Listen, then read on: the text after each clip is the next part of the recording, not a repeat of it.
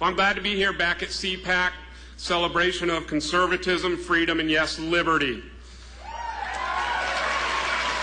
But more importantly, I'm proud to be here to introduce a good friend of mine, Congressman Ron Paul.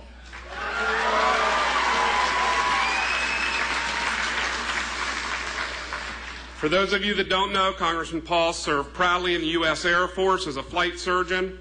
He's a country doctor, an OB-GYN who's delivered over 4,000 babies. More importantly, he's been married to his wife Carol for 52 years. They have 5 children, 18 grandchildren, and 1 great-grandchild.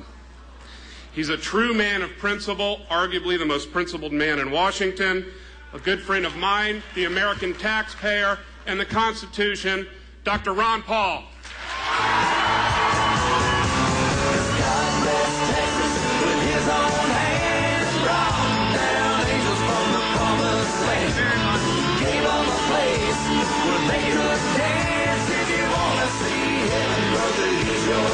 Thank you.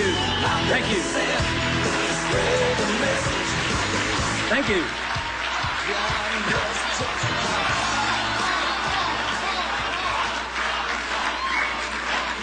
Good.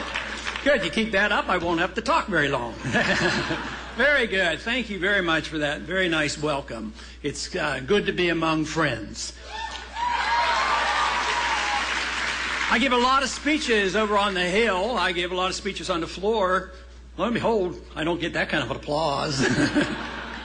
Because I don't think they're on the same wavelength as you and I are on. I think there's a disconnect, and of course that's what this struggle is all about. I think in many ways the conservative movement has had a struggle defining a conservative. You know, we finally got the conservatives in charge. We have been struggling ever since Barry Goldwater and Ronald Reagan and the revolution of 1994 and the continuation of the year 2000. We finally get the House and the Senate and the presidency. And what did we do? We doubled the size of the Department of Education. I thought we were supposed to get rid of the Department of Education.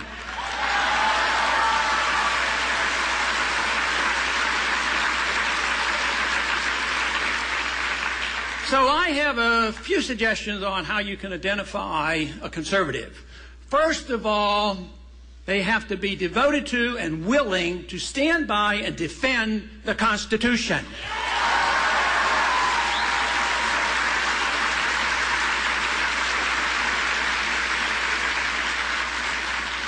And of course, there's another position they ought to take. Many have. Many in this room will take that position. But it is absolutely necessary. A good conservative will start talking about and preaching on why we have to get rid of the Federal Reserve System.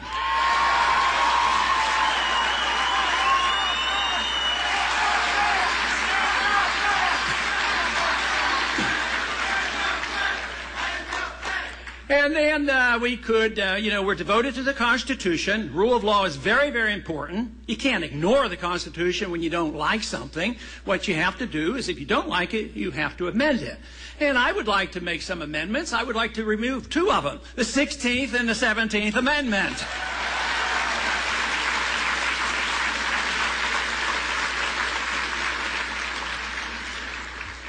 But we've certainly gotten ourselves into a mess because the conservative movement that was designed to bring us back to our roots, like limited government, smaller government, more individual liberty, it hasn't happened. And now, since we did not do the job we were supposed to do, the opposition has taken over. And guess what? They're criticizing the Republicans and the conservatives for not having balanced the budget. But does that mean they're going to do that? No, they're going to make us look like pikers. They're going to double and triple and quadruple the spending. I mean, it is endless. Believe me, we're in serious trouble. That is why I talk a lot to the young people. The young people are very interested in what I talk about, and the young in spirit are also interested in what I talk about. But the young people especially are interested because they know what they're getting. They know they're getting a bad deal. They're getting nothing but debt. In the past 12 months, our national debt went up $1.5 trillion.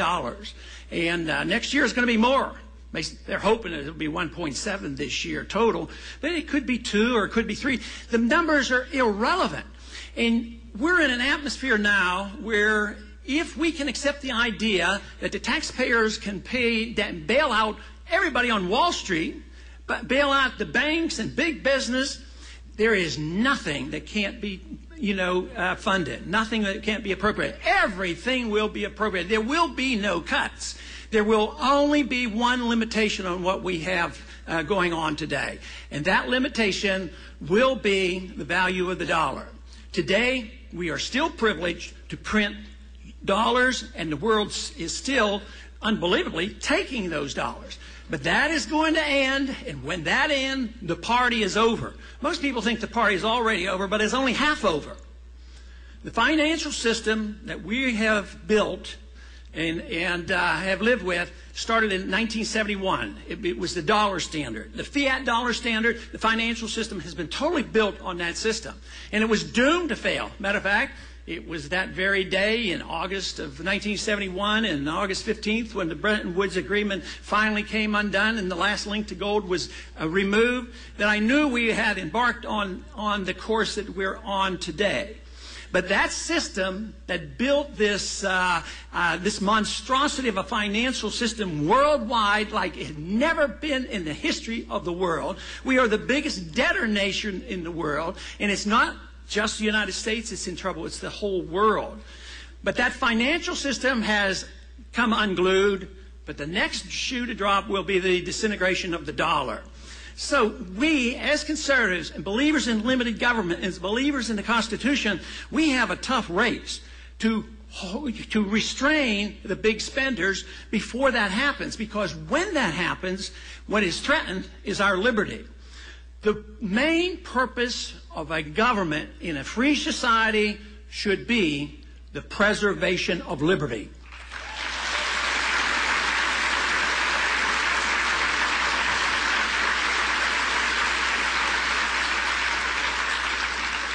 Fortunately, we live in a country that knew something about that and emphasized that in our early years, but we have forgotten it. We have lost our confidence. We are not determined to present the case for liberty. We have chopped liberty up into pieces. We have economic liberty. We have social liberty. We have a foreign policy that's built on just total fallacies. So we have to put this all back together again. And fortunately, we have something that can pull it back together. And that is the understanding of the Founding Fathers that put it into our Constitution. This means that if we followed the rules and did the job right, we wouldn't have a welfare state.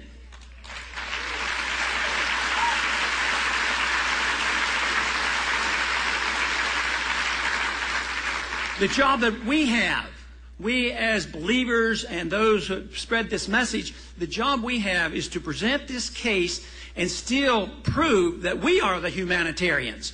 The liberal do-gooders, the big spenders who say that we're going to give you a free house to everybody, free medical care to everybody, free education, that's preposterous. But they still win. The last election had something to do with that. Everything is going to be for free. And yet the proof is, if you care about your fellow man, there is only one way you can maximize prosperity and maximize freedom, and that is through the rule of law and making sure that everybody understands that liberty is an individual thing and not a collective right.